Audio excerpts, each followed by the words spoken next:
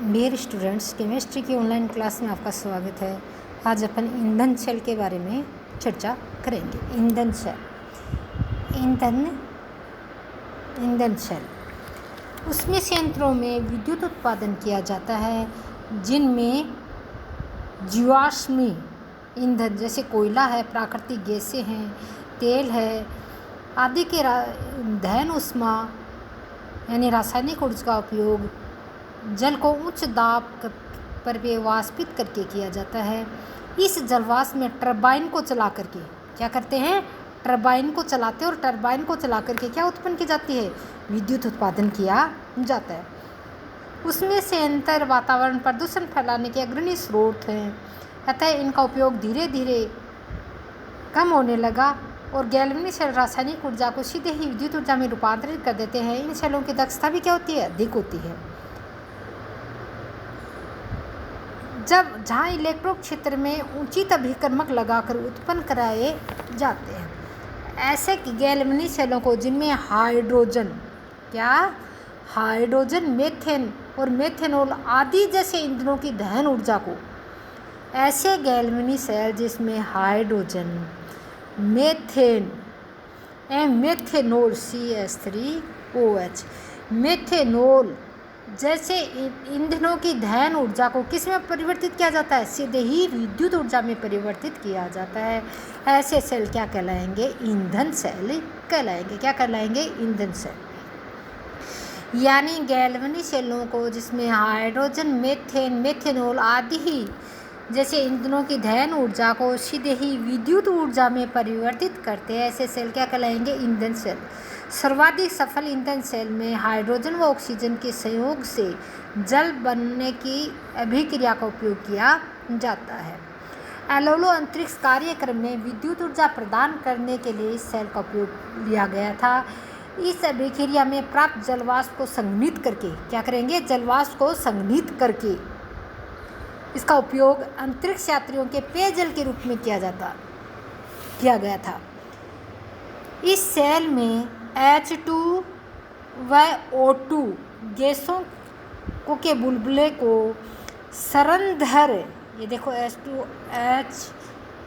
O2 और H2 गैसों के बुलबुलों को सरंध्र कार्बन इलेक्ट्रोडों के मध्य, ये कार्बन इलेक्ट्रोड है उनके मध्य सांद्र क्या भरा होता है, सांद्र NaOH विलयन में प्रवाहित किया जाता है। इधर से ऑक्सीजन प्रवाहित की जाती है और इधर से हाइड्रोजन प्रवाहित की जाती है। और इलेक्ट्रोडों पर अभिक्रिया की दर को बढ़ाने के लिए सूक्ष्म विभाजित प्लेटिनम या प्लेडियम धातु उत्प्रेरकों को इलेक्ट्रोडों में क्या किया जाता है, समावेशित किया जाता है। यानी इस सेल में एनोड की ओर H2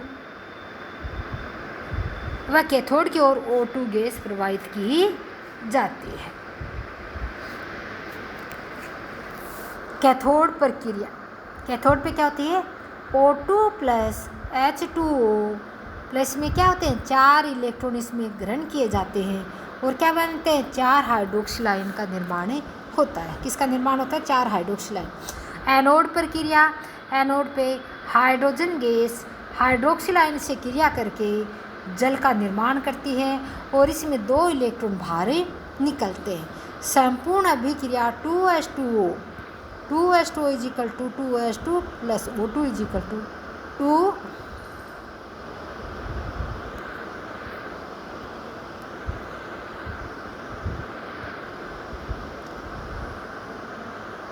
सेल अभिक्रिया में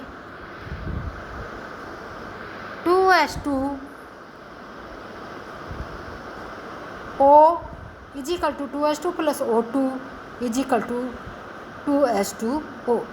जब तक अभिकारकों की आपूर्ति होती रहती है, यानी जब तक अभिकारकों की आपूर्ति रहती है तो सेल लगातार कार्य करते रहते हैं। ईंधन सेल की दक्षता 70% होती है, जबकि उसमें संयंत्रों की दक्षता कितनी होगी, ईंधन सेल की कितनी दक्षता रहेगी, 70%। जबकि अन्य उसमें संयंत्रों की दक्षता होगी वो 40% होगी। ईंधन सेलों की दक्षता को बढ़ाने के लिए नए इलेक्ट्रोड पदार्थ, उन्नत उत्प्रेरक और विद्युत अपघट्टे के विकास में बहुत अधिक होती है। इनका उपयोग वाहनों के में प्रयोग के तौर पर किया जाता है। ईंधन सेल प्रदूषण मुक्त होते हैं। ईंधन सेल क्या होते हैं? प्रदूषण मुक्त होते हैं। भविष्य में इनके महत्व को देखते हुए अनेक प्रकार के ईंधन सेलों को निर्मित करके इनका परीक्षण किया गया है।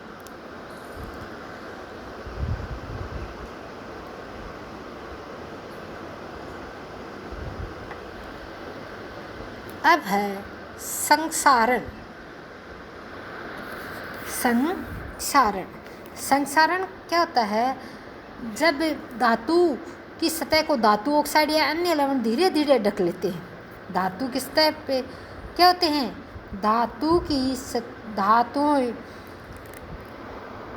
धातुएं वायुमंडल में उपस्थित गैसों के साथ क्रिया कर नष्ट होने लगती हैं। ये प्रक्रम क्या कहलाता है? संक्षारण। यानी धातुएं क्या होती हैं? वायुमंडल में उपस्थित गैसों के साथ क्रिया करके धीरे धीरे नष्ट होने लग जाती हैं। ऐसे क्रम को क्या कहते हैं? संक्षारण कहते हैं। यानी धातु की सतह को धातु ऑक्साइड या अन्य लवण धीरे धीरे ढक लेते हैं, जिसे संक्षारण कहते हैं।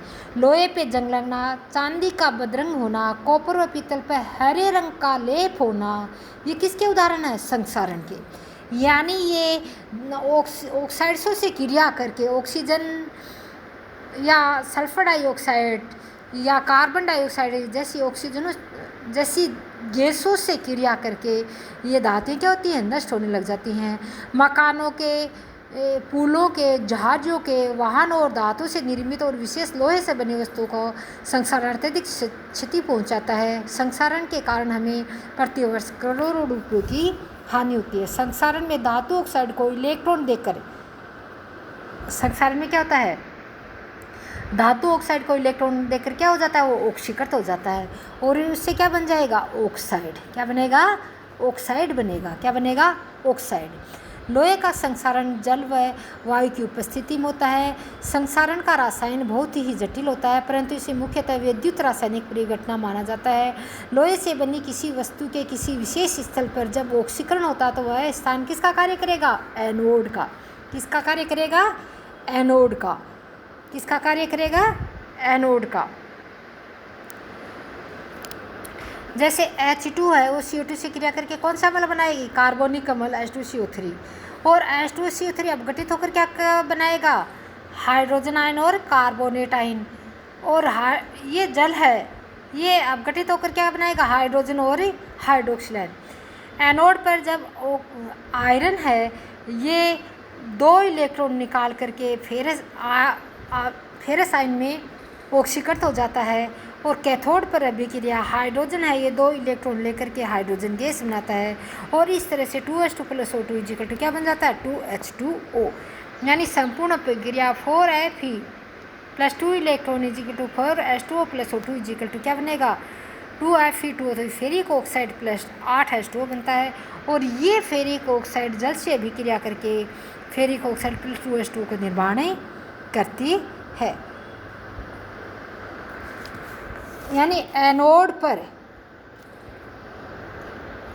पर मुक्त इलेक्ट्रॉन धातु के माध्यम से संचालन कर धातु की सतह पर जल जाते हैं और वहाँ हाइड्रोजन आयन की उपस्थिति में ऑक्सीजन का क्या करेंगे? अपचयन करेंगे।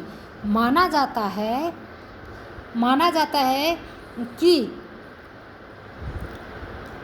हाइड्रोजन आयन CO2 के जल से घुलने से क्या बनाएगा? अभी मैंने बताया था कार्बोनिक अम्ल H2CO3 प्राप्त होती है।